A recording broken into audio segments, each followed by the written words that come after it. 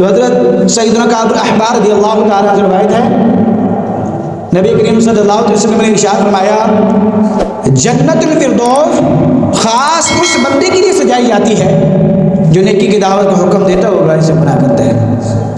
جنت الفردوس کس بندے کے لیے سجائی جاتی ہے؟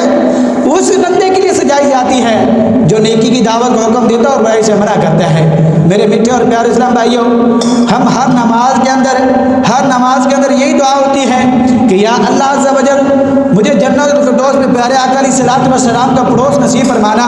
کہ میرے پیارے آقا حبیب پیارے آقا صلی اللہ علیہ وسلم نے ارشاد فرما دیا اگر تم میرا قرب حاصل کرنا چاہتے ہو، اگر تم میرا پڑوس نصیب کرنا چاہتے ہو تو نیکی کی دعوت کا حکم دو اور برائی سے منع کرو۔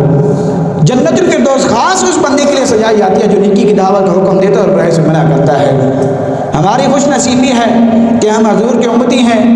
اب یہ نیکی کی دعوت کا حکم دینا اور برائی سے منع کرنا ہمارے ذمے ہے۔ اب دیکھیں گھر میں جو نماز نہیں پڑھتی، بیٹی نماز نہیں پڑھتی، تو یہ باپ کی ذمہ داری ہے کہ باپ اپنی بیٹی کو نیکی کی دعوت کا حکم دے۔ اگر بیٹا نماز نہیں پڑھتا تو یہ باپ کی ذمہ داری ہے وہ اپنے بیٹی کو حکم دے کہ نیکی کی دعوت کا حکم دے اور برائی سے منع کرے۔ بروز قیامت ایک چیز کے بارے میں سوال کیا جائے گا، باپ سے پوچھا جائے گا کہ تو نے اپنے اولاد کی کیسی پرورش کی تھی، تو نے اپنے اولاد کی پرورش قرآن سنت کے مطابق کی تھی یا نہیں کی تھی، تو نے اپنے اولاد کو اچھی بری چیز کی تمیز سکھائی تھی نہیں سکھائی تھی، تو نے اپنی اولاد کو حرام اور حلال کے درمیان فرق بتایا تھا نہیں بتایا تھا۔ اس وقت بروز قیامت والدین سے حساب ہوگا۔ اور یہ ساری چیزیں آج ہم کرتے ہیں، 5 وقت نماز پڑھتے ہیں، قرآن پاک کی تلاوت کرتے ہیں، نیکیاں کرتے ہیں، یہ اللہ تبارک و تعالیٰ کی کرامن کاتبین فرشتے یہ کندھے کے اوپر جو بیٹھے ہوئے یہ نیکیاں لکھتے ہیں، ہماری ہر اچھی اور بری چیز یہ لکھتے ہیں۔ تو میرے بیٹے اور پیارے اسلام بھائی، ہماری خوش نصیبی ہے کہ ہم حضور کے امتی ہیں، ہم عاشق رسول ہیں، عاشق نماز ہیں، عاشق قرآن ہیں۔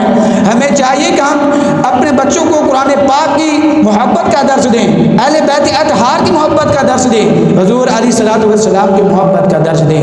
تو میرے بیٹے اور پیارے اسلام بھائیوں، اللہ تعالیٰ کی بارگاہ میں دعائیں جو کو سنا سیکھا اس پر عمل کرنے اور اسے دوسروں تک پہنچانے کی توفیق عطا فرمائے۔ آمین بجاہ نبی امین صلی اللہ تعالی علی محمد صلی اللہ علیہ وسلم۔